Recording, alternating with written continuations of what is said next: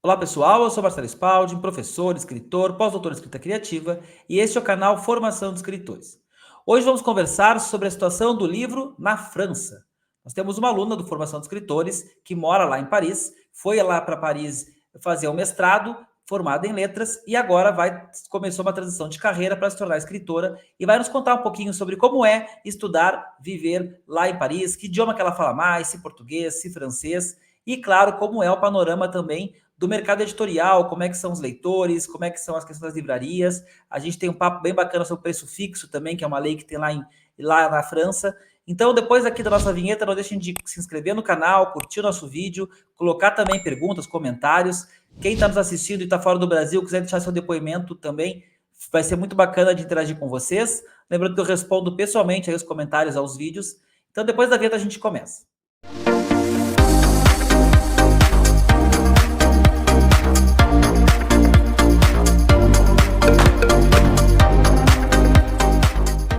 Hoje nós vamos conversar com a Núbia Lima, nossa aluna do Formação de Escritores, que está em lugar nada mais, nada menos do que em Paris.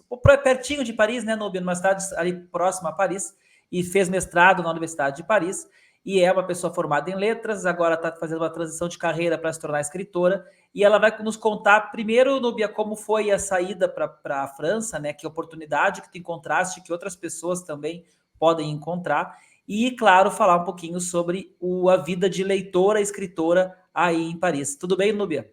Tudo bem. Boa tarde, pessoal. Então, eu postulei para fazer um mestrado aqui em 2019, em junho de 2019. Então, eu cheguei aqui um pouco antes do começo das aulas para me ambientar e tudo, já gostava da cultura francesa, e aí eu postulei para fazer cooperação internacional em educação e formação em 2 anos, né? Eu fiz mestrado, que eles chamam de mestrado 1 e mestrado 2, na Universidade de Paris, postulei e vim, simplesmente. Pois é, mas tu tinha conhecimento de idioma, né? Qual foi? Isso é tudo em francês aí em Paris, não? Eles não permitem que façam em inglês. Existem cursos em inglês, mas o meu é tudo em francês. Para você conseguir vir, você tem que ter no mínimo B2 do nível de francês, que te permite de ser capaz de acompanhar as aulas, né? Tudo em francês mesmo. Então, desde quando que tu planeja isso? Porque aqui no Brasil tu deve ter estudado francês. Como é que surgiu tua relação com o idioma? Eu estudei francês sozinha no ano 2000. Depois, em 2016, eu fiz uma semana de curso aqui na Aliança Francesa. Fiquei estudando sozinha, conversando com uma amiga que eu tenho, né, que é francesa. E aí, de repente, eu tive essa ideia de fazer esse mestrado. Fazer, Que assim, legal.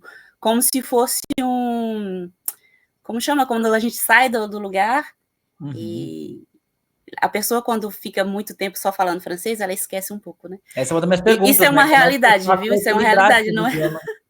não é uma frescura, não. E aí eu falei, não, eu vou postular. E aí eu postulei 5, eu tinha o direito de escolher 5 universidades, o que era mais de acordo com o trabalho que eu fazia, que eu era secretária executiva numa universidade federal, trabalhava no setor de relações internacionais, o que era mais de acordo com o meu trabalho, era cooperação internacional em educação e formação, onde eu poderia continuar trabalhando com acordos em educação entre universidades, né? Como eu já trabalhei com a Universidade de Portugal, do México, no administrativo, né? Fazendo os acordos. E aí eu postulei para essa daí, foi bem ela, em Paris, porque eu postulei também para outras cidades. Então, quando eles aceitaram, eu peguei logo, não esperei a resposta das outras, né? Porque eu Sim, falei, não, imagino. Paris, na capital, vamos logo. Que legal. Então Quanto foi tempo, isso. então, tu está aí, Núbia? 5 anos. 5 anos. O que que tem de melhor e de pior de estar aí, uma brasileira morando em Paris? Quando eu cheguei, logo eu cheguei, eu não conhecia muito a cultura, né, assim, na prática. Eu conhecia de livros. E aí, nos primeiros meses, eu tive um pouco, assim, de dificuldade de compreender a cultura, como as pessoas Uhum. tratavam umas às outras e tal. Mas aí eu cheguei eu descobri que eu estava lidando não necessariamente com a cultura direta, mas a cultura indireta, porque aqui tem muitos estrangeiros, né? Então, um misto de várias culturas que davam origem a uma outra, né? Claro. Então, depois que eu conheci meu marido, em 2020, final de 2020 eu conheci ele, aí sim que eu entrei realmente na cultura francesa, contato com a família dele, com primos, com tios, com tia-avó, a família é grande, é longa, e tem pessoas de todas as áreas, né, de várias áreas de conhecimento, e aí sim que eu fui conhecer bem a cultura francesa, e não tive mais nenhuma dificuldade. No dia a dia, tu sente alguma dificuldade com xenofobia, essas coisas ou não? A gente tem uma certa dificuldade com a administração francesa, que eles são muito burocráticos, mas eu acho que isso acontece com todo mundo, né? Uhum. Agora, para pegar o último visto, é por isso que eu não trabalho por enquanto, e eu estou fazendo essa reconversão, mas eu podia fazer essa reconversão profissional trabalhando ao mesmo tempo. Mas eu estou há 7 meses esperando um novo visto, que eu vou pegar depois de amanhã, é por isso que eu ia cancelar com você. E eles são muito complicados. Você vai, fala com uma pessoa, a pessoa te explica uma coisa. Se você encontra outra, ela te explica de uma maneira diferente. Então você A fica assim, burocracia, fazendo de várias maneiras, não é umas barreiras lógico. burocráticas para os imigrantes, né, que a gente tem visto É, acontecer bastante. Nubia, em é, relação ao idioma, pelo que eu entendi, o teu marido é francês, então uhum. ele fala em francês contigo. Onde é que tu pratica o teu português hoje em dia? Nossa, minha família eu falo, mas eu falo escrevendo ou um áudio de vez em quando. E eu tenho amigos ainda no Brasil, que eu falo não com tanta frequência. Aqui eu já tentei fazer amigos em português, mas brasileiros, mas moram muito longe, aí não dá certo, né? Mas eu falo de vez em quando, bem de vez em quando. Eu confesso que eu tenho que organizar bem as ideias, porque fica aquela confusão de idioma, um atravessando o outro, entendeu? Tu tens quantos idiomas hoje tu tens fluência, além do francês e do português? Eu devia contar assim na ordem de fluência português, francês, inglês e espanhol. Mas eu tenho falado, depois que eu conheci o francês, eu tenho falado quase nada de inglês e quase nada de espanhol. Então, agora eu vou reviver o idioma porque eu vou fazer uma viagem, mas eu esqueci completamente o inglês. Eu deixei completamente de fora o inglês por enquanto da vida. A França é mesmo muito, como eu vou dizer assim, muito zelosa pelo seu idioma, ela não gosta muito que se comuniquem, né? Mesmo os turistas em outros idiomas, isso deve ser mais ainda no dia a dia, para quem é imigrante ou para quem está estudando, trabalhando no país. Eu acho que isso era talvez antes, agora eu não vejo isso não. Eu nunca vi várias coisas que a gente acreditava no Brasil, eu vejo que não existe mais. Eu vejo pessoas virem falando só inglês e aí se desenrolam bem. Eu vejo nos restaurantes quase todo mundo fala inglês, nos museus e tudo, nas exposições tem sempre alguém que fala inglês. Mesmo nas lojas, você vai comprar uma roupa, uma coisa, as pessoas falam inglês. E as pessoas, eu não sei se é porque é Paris, que é mais uma cidade turística, mas as pessoas não se incomodam em falar inglês como a gente pensava não Que antes. legal, Se elas não falam, é porque não sabem, porque é como no Brasil, tem muita gente que não fala, né? claro, é uma evolução até. Bom, Nubia, tem vários assuntos legais para conversar contigo nessa. A gente está gravando em julho de 24, então as Olimpíadas vão acontecer daqui a 7, 8 dias, ali pertinho da Núbia, capaz da Núbia até assistir. Núbia, se tiver oportunidade, assiste, tá? Eu fui em quero alguns muito. eventos do Rio de Janeiro e é maravilhoso. Então, se tu puder ver alguma coisa, nem que tu só frequente os ambientes, assim, onde tem. Eu lembro que eu caí numa praia que estava tendo uma competição de vela, super legal, só o ambiente já valeu a pena. Então, se tu Isso. puder assistir alguma coisa, assiste. E também a questão das eleições que houve agora na França e que foi super diferente, né? Foi super representativa também em relação ao mundo de hoje. Só que a gente aqui no canal vai focar na escrita, né? Escrita e leitura. Então, Nubia, eu quero te perguntar como foi essa transição de uma pessoa que trabalhava como servidora pública, com uma carreira mais administrativa, embora formada em letras, e que decide, então, imagino que já estando na França, decide que vai se tornar escritora. Como foi essa transição da Núbia leitora para a Núbia escritora? Eu sempre gostei de escrever diário, né? Como a maioria das pessoas. E quando eu cheguei aqui, eu comecei a escrever contando a história de tudo que eu ia viver. Eu vivia uma nova cultura, então eu comecei a escrever. Então tem 5 anos que eu escrevo, né? Uma história, mas aí eu migrei do escrever em português durante 6 meses para escrever em francês depois, né? Eu ia te perguntar Porque isso também, aí, em que idioma tu está escrevendo a ficção? em português, em francês. Estou Interessante. escrevendo em francês, mas eu fico bem dividida. entre inglês e francês, entre francês e português. Fico bem dividida mesmo. Eu tenho que Nesse caso a decidir isso. orientação para ti é problema bom, né? Eu acho que não é problema ruim. Eu acho que tu pode escrever na língua que tu te sente mais à vontade e depois que terminar o livro, fazer tu mesmo a versão no outro idioma para poder publicar no mínimo na Amazon em 2 idiomas, acho que vale a pena. E claro, tem que ter um bom revisor nos 2 idiomas, né? Que a gente sabe que às vezes acaba passando um pouquinho de cada um. Uhum. Como meu marido ele é revisor também, Olha ele é só. diretor artístico e editorial, ele poderá eventualmente corrigir do lado do francês. A gente também Com está escrevendo certeza. um livro junto, que já tem 1 ano que a gente está escrevendo e a gente não vai rápido assim como a gente pensava, né? Mas ele pode eventualmente corrigir se eu continuar escrevendo em francês. E agora com vocês podem ficar com a parte do português. Deixa eu até dizer Eu que o nome do espero. nosso aluno aqui no Formação de Escritores, aqui está o site, né, gente? www.formaçãodeescritores.com.br. Quem tiver interesse, entra no site, inscrições abertas aí. A gente ainda vai ter mais uma turma este ano, mas a gente está com o canal é um canal visto por pessoas que caem nos vídeos, né? Como não são temporais e a qualquer momento, pode entrar no site lá. Se não tiver inscrição aberta, tá com vagas, a reserva de vagas. Quando abrir inscrição, a gente avisa vocês. Núbia, mas estava me falando então dessa transição da leitora para a escritora. Aí começaste a Sim, escrever uma história que está comecei, trabalhando nela há algum tempo. comecei a escrever aqui, e aí depois de 2 anos que eu conheci meu marido, aí que eu mergulhei mesmo no universo, né? Inclusive eu fiz meu estágio aqui, eu fiz com uma empresa de artes cênicas, entendeu? Legal. E como ele é dessa área, ele é formado em teatro e cinema, essas coisas, eu aprendi muita coisa com eles, né? E eu falei, não, é possível. Inclusive, eu traduzi um livro, dois ou três livros infantis em inglês, a fim de publicar na Inglaterra, e um outro em português também, querendo publicar no Brasil ou em Portugal. E foi assim que eu falei, não, pode dar certo. Pode Que dar legal. certo de fazer essa transição profissional, né? Essa conversão profissional. E eu ainda estou na luta para pegar o jeito, entendeu? Ainda Mas não isso é é. o processo, né? Tu tá já no meio do curso aí pro fim, daqui a pouquinho tu vai ver que isso funciona. É narrativa longa, né, Núbia, que tá É, escrevendo? é. Narrativa Núbia, longa. a gente estava conversando antes de entrar, né, no ar sobre esse material que tem atrás de ti, que são caixas e caixas de jogos. Sim. Conta, deixa o pessoal ver, dá uma chegadinha pro lado para eles verem melhor e conta qual é a história dessas caixas de jogos aí. Aqui é um trabalho que meu marido fez por um tempo, né? Ele continua fazendo praticamente a mesma coisa, mas todo esse material aqui, que ele tem também outras estantes na sala, foi tudo ele que produziu.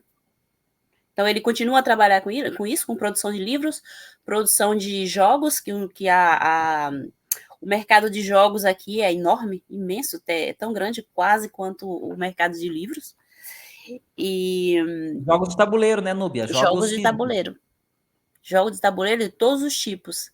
Entendeu? Sabe que a Núbia, no comecinho do curso, ela soube do meu jogo, tá aqui em cima, o jogo de tabuleiro Escrita Criativa, só que é difícil mandar o jogo para fora do país, né? Acabou inviabilizando um pouco. Depois temos que conversar de novo sobre isso, Núbia. Quem sabe eu Sim, mando, faz uma versão dele aí em francês. Mas sim. essa história do marido trabalhar também com livros e com jogos te dá um conhecimento desse meio, desse mercado, desse mundo da literatura, dos livros, muito maior que uma pessoa qualquer, uma pessoa leiga que chega até aí. Porque quando eu conheci ele, eu estava fazendo estágio. E aí a gente começou a conversar muito sobre escrita, sobre livros, sobre tudo que há nesse universo.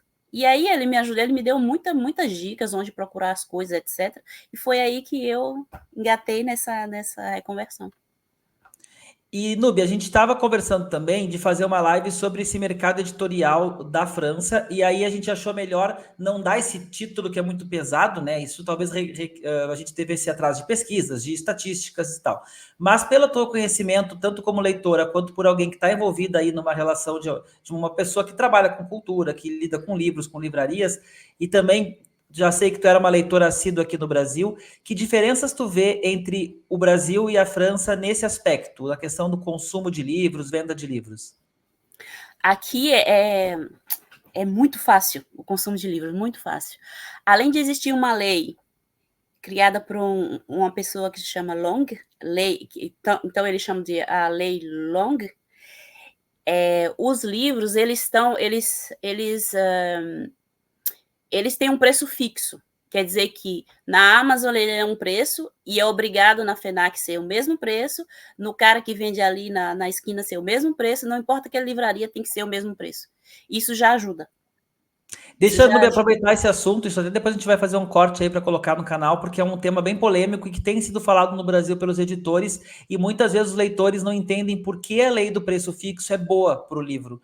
E a lei do preço fixo é boa para o livro porque ela permite que a pequena livraria de bairro compita com uma grande livraria online. Porque vocês sabem, quando uma grande livraria online, não vou dizer nomes aqui, às vezes compra o livro por 40 e vende por 30. Por quê? Porque ela quer fazer reserva de mercado, né? Ela talvez queira monopolizar esse mercado. Ou, ao contrário, ela compra tantas quantidades de livro que ela vai comprar mais barato que a livraria do bairro.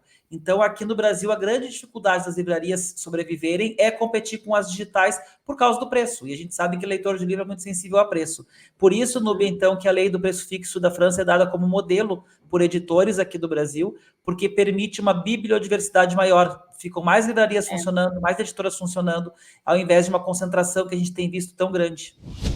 Além de ter a lei do livro, eu acho que a França ela é muito consciente na questão de igualdade de negócios, entendeu? Por exemplo, a Amazon ela poderia vender mais porque é fácil, ela entrega na casa da pessoa e tudo. Então, os livreiros, né? Eles entraram com uma ação a fim de excluir essa desigualdade, essa desigualdade na venda. Então, eles entraram em acordo com a Amazon, o governo, né? E a Amazon, que antes era frete livre, o que fazia com que as pessoas comprassem mais lá, para incentivar que as pessoas comprem também nos livreiros, a Amazon foi obrigada a cobrar o frete. Né? Esse é o dilema da uberização, né? A gente, como consumidor, pode achar estranho. Ah, mas eu vou ter que pagar pelo frete. Quando chegou o Uber, a gente ficou feliz da vida que pagava mais barato para andar para lá e para cá. Só que a gente esquece que a gente ganha um pouquinho, só que tem alguém ganhando muito e está quebrando toda uma cadeia aí de pessoas que talvez precisassem daquilo. Então é um tema polêmico, mas é interessante ver alguém de dentro do país. O pessoal na França, os leitores, têm essa ideia de que isso é bom ou eles questionam esse tipo de política? Eles têm essa ideia que isso é bom e surgiu do povo mesmo. Muitas das coisas que são implantadas depois é a população que reclama, é a população que vê dificuldade, é a população que quer mais e mais igualdade, e aí chega o governo e muda, entendeu? Isso que é a coisa interessante aqui da França. Ótimo. Então, é fácil, a gente tem aqui a lei do preço fixo do livro, tem o governo que ajuda a ter mais igualdade entre os comerciantes da área. Você pode ter acesso a livros gratuitos em todos os lugares. Por exemplo, no cinema aqui perto de casa, eles têm uma estante gigantesca de livros que você leva, você deixa lá, e aí eles criaram um projeto que chama agora não vou lembrar, mas tem a ver com o... É troca de livros, não? É isso, você vai lá aqui. Peguei. Peraí.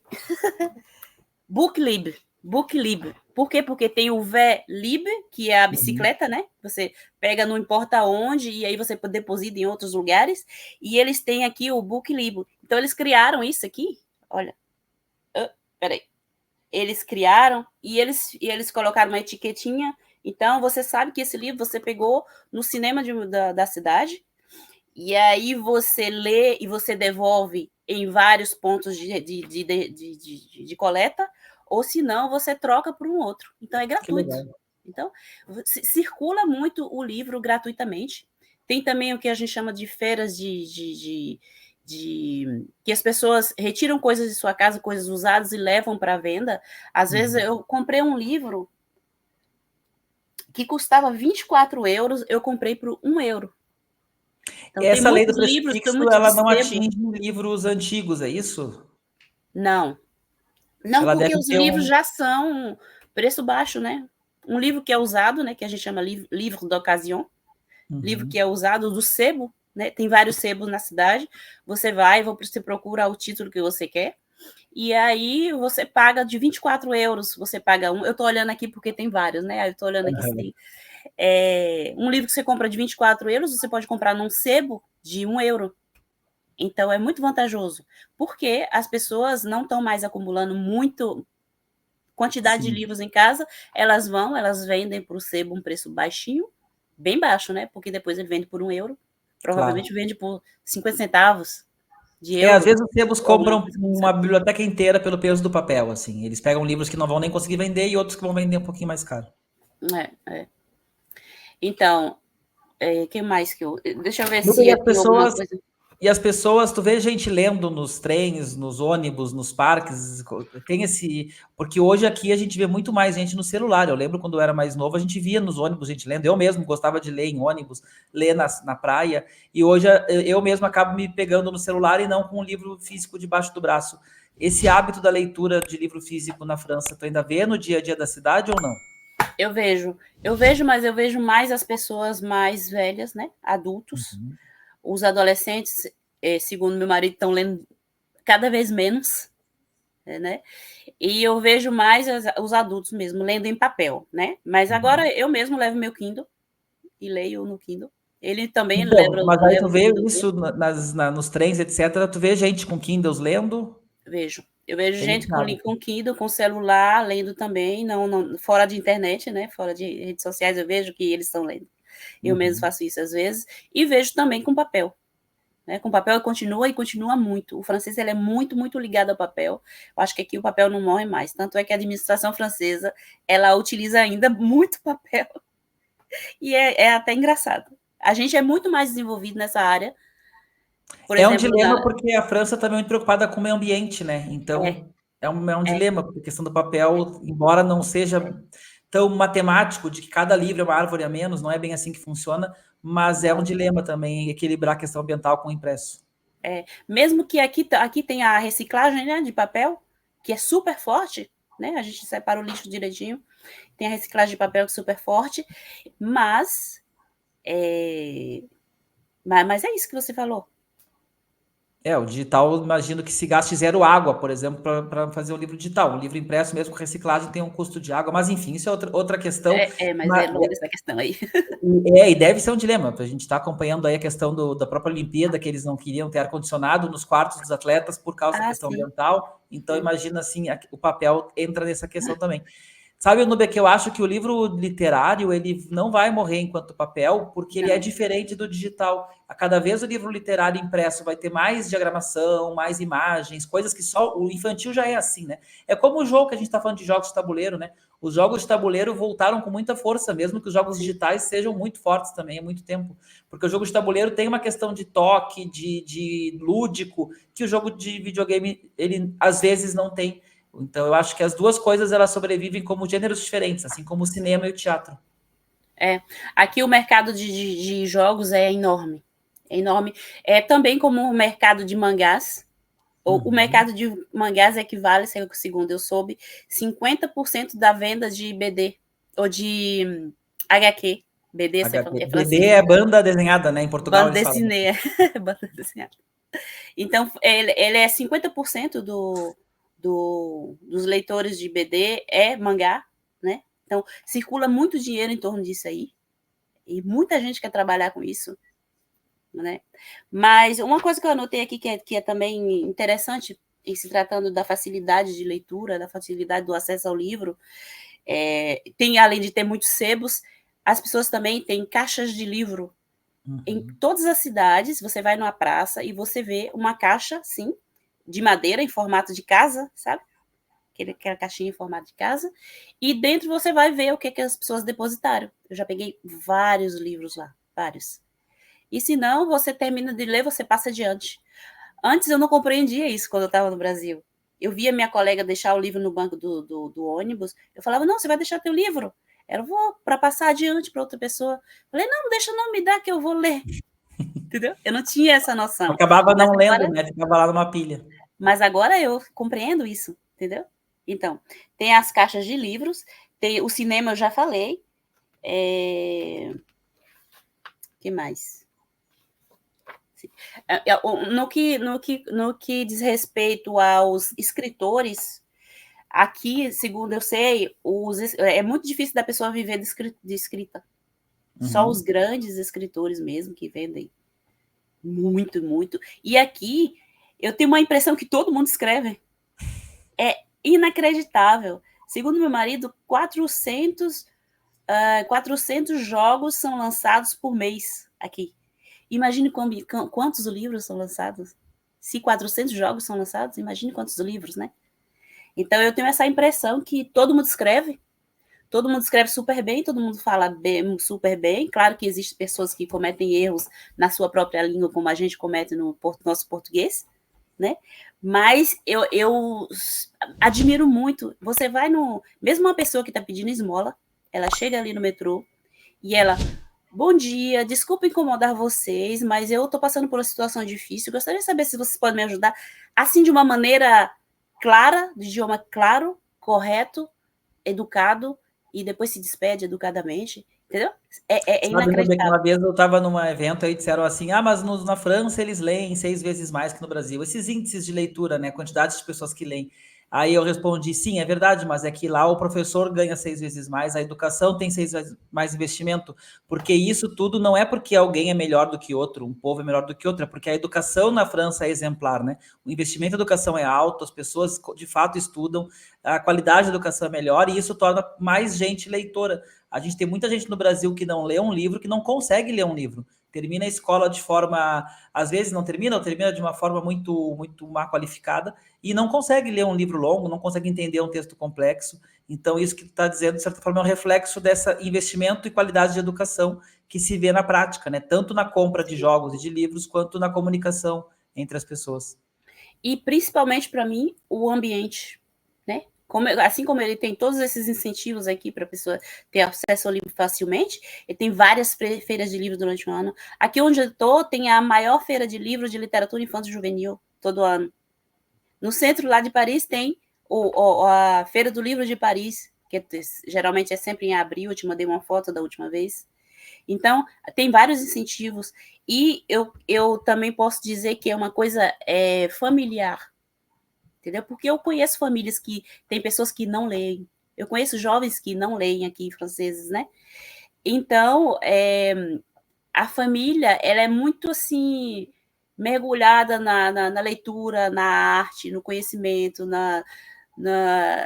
em tudo, na política, quase tudo, entendeu? Então, é também uma questão de ambiente mesmo e de facilidade. Eu, quando estava no Brasil, era muito difícil. Ou comprava da Amazon ou não comprava nada. Entendeu? Então, aqui todas as cidades têm uma biblioteca, todas. As bibliotecas são gratuitas, você pode ir lá, são belíssimas. E são abertas, todas as bibliotecas públicas são abertas para essas escolas. De vez em quando eu vejo lá uma turma de alunos que vão fazer uma visita na biblioteca, são abertas, você vai, faz um cartãozinho se quiser, se não, não faz nada, mas vai e visita. Então, só o fato de ter uma biblioteca em cada cidade já é grande coisa, entendeu? Livrarias tem bastante também nas cidades, não? Tem bastante, nossa, que aqui bastante. tem uma estatística que, não vou saber o número exato, mas 80% das cidades do Brasil não tem nenhuma livraria. Tem muita livraria aqui, muita. Aqui onde eu tô, tem... eu ouvi dizer que é o lugar que mais tem livrarias. Não sei se 100 e poucas livrarias. Qual é o nome da cidade, Nubia? Estava me contando que, apesar de não ser Paris, vai dar para ir caminhando para Paris, né? Porque é um distrito. Mas qual é o nome da cidade? Se chama Montreuil. Montreuil.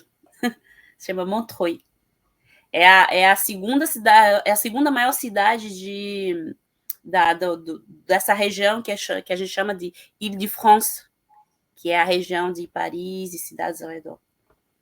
Que a gente chama de Grande São Paulo, Grande Porto Alegre, lá eles têm essa definição. Nubia, daria para ficar conversando contigo a tarde toda aqui, né? Tarde para nós, gente. Eu sei que vocês podem estar vendo de manhã, de noite, né? Mas daria para conversar com a Nubia, os assuntos são vários, mas eu acho que a ideia era ter esse panorama de como é essa relação do livro, da leitura na França, e até de pessoas que de repente estão pensando que adorariam ter oportunidade de estudar na França, de passar um período na França, de escrever, fazer algum tipo de curso, oficina.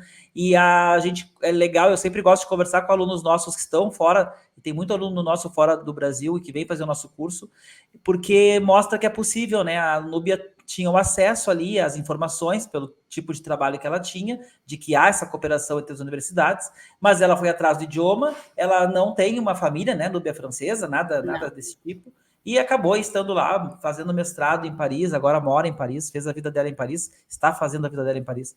Então isso é muito bacana. Mas, Núbia, para a gente fechar, eu não vou ter como não te perguntar sobre a Olimpíada, que a gente vai colocar o vídeo no ar às vésperas de começar a Olimpíada aí em Paris. Então, existe uma expectativa do povo da parisiense, tua pessoal, ou isso não é tão falado na cidade? Como é que está essa expectativa dos parisienses para a Olimpíada? É muito falado, porém o parisiense, em geral, não detesta. Eles não gostam desse período. A maior parte das pessoas que eu conheço estão saindo, né? Onde eu morei antes, a senhorinha lá alugou o apartamento dela de 200 metros quadrados para o Airbnb, e ela foi para o sul. Muita gente está saindo, né, aproveitando para pegar férias justamente nesse período, porque Paris já é super cheio. Você vai no metrô, o metrô é super cheio, e durante os Jogos Olímpicos vai ser ainda mais difícil. E ó, o preço da passagem também de metrô vai dobrar, que agora é 2,50, se não me engano, vai ser 5, segundo eu soube, né? Não confirmado. Mas o parisiense, ele tem uma resistência a certas coisas, como coisas que vai fazer com que a cidade seja ainda mais cheia, porque eles acham que a cidade já é cheia demais. Tem Entendeu? resistência ao turista aí em Paris, como tem em Barcelona, em outras cidades, ou não? Não necessariamente. Não necessariamente. Porque as pessoas estão incomodadas, elas saem, vão espairecer em outro lugar, entendeu? Vão descobrir outras cidades na própria. Até eu faço isso, mas eu adoro estar na Muvuca de todo jeito. Legal. Eles vão para outras cidades, entendeu? Cidades que são mais quentes quando é inverno. Agora que aqui é quente demais, as pessoas saem, vão para a praia e tudo. O que tu mais sente falta no aqui do Brasil? Como eu tinha uma vida muito difícil na cidade, muito perigosa, era uma das cidades mais perigosas da Bahia. Nossa senhora, eu só sinto falta da minha família mesmo. Nem da comida, Por Núbia. Eu isso. sentiria falta da comida, eu acho. Não, porque aqui você vai numa cidade longe e você encontra os mercadinhos brasileiros.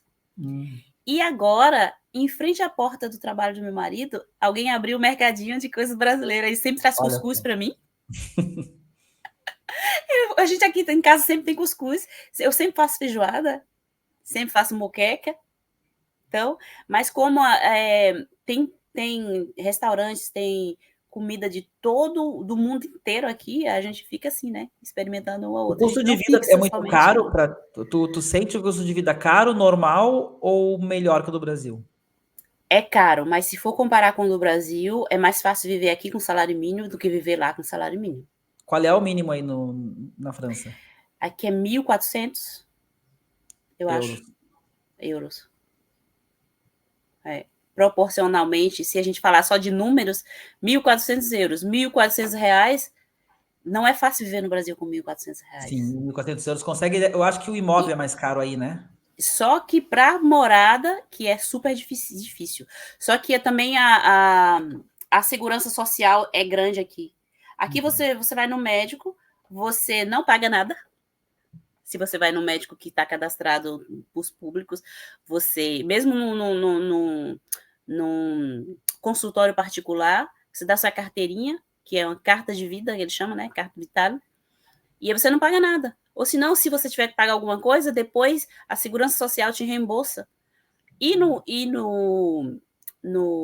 Na farmácia, se você tem a receita, você paga 0 por qualquer tipo de medicamento. Isso, né, é incrível para mim, eu acho. Tem ajuda para tudo. Eu não recebo ajuda para nada, porque agora tem meu marido, né? E aí se mistura as coisas, pessoa da mesma casa, então não tenho direito, né? Mas tem ajuda para morada, tem ajuda para estudo, tem ajuda para. Eu trabalhava com bolsa de estudos no Cruz de Paris, que é o organismo que faz análises dos dossiês dos estudantes para dar bolsa de estudos, né? Então, eu trabalhei lá 1 ano. Então, da bolsa de estudos, se é estrangeiro, tem que estar no mínimo 2 anos morando para receber, né? Morando na cidade, na França, para receber. Bolsa de estudos, casas, entre aspas, populares, ajuda de custo para tudo. Para tudo. Os jovens de 15 a 24 anos, por exemplo, vão assistir os Jogos Olímpicos sem pagar nada. Eles têm existe todo passe e um quadro do cultura. bem-estar social da Europa, e a França é um símbolo disso. Né? É inacreditável, inacreditável. Por isso que aqui eu acho que as pessoas, os estrangeiros, eles priorizam vir para cá, né? Porque aqui tem muita ajuda, facilita muito a vida das pessoas que não têm muito. E aí é legal essa finalização da Núbia, porque a gente vê que a questão do livro não está desconectada da realidade, não está desconectada do resto. A gente não consegue tornar uma nação leitora, sem tornar uma nação educada, sem tornar uma nação com mais bem-estar social. Então, acho que as coisas acabam se conectando, né, Núbia? A pessoa que às vezes não sabe se vai ter jantar à noite, como é que a gente vai incentivar que ela, além de tudo, leia, estude, entenda um português? Então, acho que as coisas acabam sendo conectadas e esse panorama do livro na França tem tudo a ver também com a sociedade francesa e ficamos felizes que, de certa forma, tu te sente acolhida aí, né, Núbia? Acho que tu se sente inserida e acolhida. Sim. Eu estou completamente inserida aqui. Que bom. Só falta votar. Daqui a pouco eles têm que resolver para ser uma cidadã francesa de fato. Mas né? aí só se eu pedir a nacionalidade. Eu não vou pedir por agora, não. Vamos ver ainda.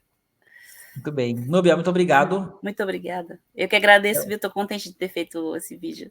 Que legal. Então, obrigado, gente. Núbia, assim que tiver mais alguma notícia do teu livro, as coisas andarem, a gente pode voltar a conversar. Gente, obrigado pela atenção de vocês. Eu vou deixar aqui como recomendação de outros vídeos, os vídeos que eu gravei com outros alunos que estão em outros países também. A gente tem essa alegria de conversar com eles e cada história é uma história. Eu acho que são histórias que, primeiro, nos mostram que as nossas fronteiras são muito maiores do que a gente às vezes pensa e de que sim, há possibilidade de estudar e morar na Suíça, na França, em Portugal, Alemanha, nos Estados Unidos. A gente sabe que tem brasileiro em tudo que é lugar e brasileiro que gosta de ler, gosta de escrever. Exatamente. Obrigado, Núbia. Obrigada a vocês também. Tchau. Tchau.